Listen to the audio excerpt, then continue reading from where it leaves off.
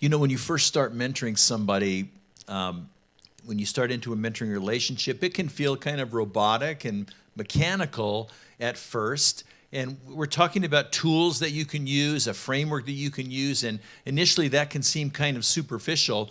So what we want to talk about in this video is how to move toward a real life-changing relationship, where we're not going through the motions, but we're actually seeing life change in people's lives that we're mentoring. So why will the relationship feel mechanical at first? What can we expect? Yeah, I think when you learn a new framework or a new tool, it's just like any new thing, and it's gonna be awkward. Well, one analogy of it is like driving a manual transmission car for the very first time ever. You're going to stall. You're going to clunk, clunk, clunk, jerk through it. It's just gonna be awkward for a while, and that's okay. Or maybe it's a little bit like a piano student, a new young piano student who first has to learn the scales, the notes, the chords, but eventually, once there's a foundation of understanding with musical theory, then the student can learn to break the rules and have freedom to be able to make beautiful music. Right, those are great analogies. That really helps us to understand, where we can go with this, what it can be like. But you got to start somewhere, right? You have to start with maybe training wheels on, so to speak. So let's say we're talking to somebody who is already pretty confident in mentoring, and maybe they have some experience with relationships and have had some success in helping people grow. But they're coming in, to our training, into our system. Do they need the framework? Do they need to observe these tools and this approach that we're advocating? That's a good question. It can be very tempting to say, I'm pretty comfortable with this. I don't need to do that tool. I can just be relational like I know how, rather than trying the new thing. And I'd say it's still valuable to use the new tool and use the new framework for a couple reasons. One is that the tool is there for a reason, and there's purpose and intent behind every framework. Right. And so maybe the way you've been doing things has been working, but it could be bettered by using the framework that we're recommending. Or maybe as you practice the new tool and the new framework, you may realize, oh, I really like this. What I've been doing has been lacking, or adding things that aren't necessarily helpful. Yeah, that's good. Another reason why it's valuable to still use the framework, if you are comfortable with your own thing, is that maybe one day you may be training others to do what you're doing. And they may not have the same level of comfort or experience that you have, and it can be very valuable for them to have a framework like handlebars that they can just get going with. And so if you know it, then you can train others and pass it down. It's simple and reproducible and encompasses the values and priorities that we have with that framework. Yeah, that's really great. I love that point, because we're not just trying to train an individual to do this. We want to see a movement happen where disciples make disciples who make disciples who make disciples. And so if there's a simple method, that helps it to be reproducible. I love that. That's a great, great point. So how do we move to mastery in being able to have a life-changing impact in the life of someone that we're mentoring? How do we get from, the initial stages to really getting good? Yeah, as I mentioned, there's purpose and intent behind the framework and the tools that we use.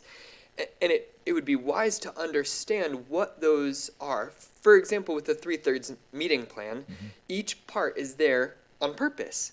And it would be smart to consider, why is this part there? Why is this part there? What purpose does this actually serve? And if we can understand what the purpose behind it all is, then we can move on to being able to accomplish those same purposes, maybe in different ways, in ways that are more appropriate for particular situations.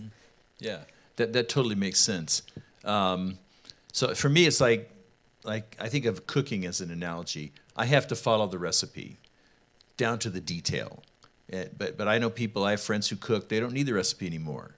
It takes, I guess, starting with a little humility and a little bit of sensitivity to really to grow in that way. How can I grow in those traits? How can I begin to become this this experienced, able mentor. Yeah, you mentioned humility. That has to be key. For example, if we have our plan and we're just going to run through with that plan, whether it's helpful or not, whether it is actually intent or purposeful or not, that actually won't be helpful. We need to learn to lay down our plans for what God is doing, what the Holy Spirit may be leading us to do. And it can seem kind of intimidating. How do I know what the Holy Spirit is leading me to do? I think one way is to remain humble enough to actually listen. Right. Listen first to God, trying to listen to what he's saying, how he's leading us, but listen also to others, those that we are mentoring. We need to listen to them, and maybe God wants to speak through them to us so that we are more sensitive to what God is doing.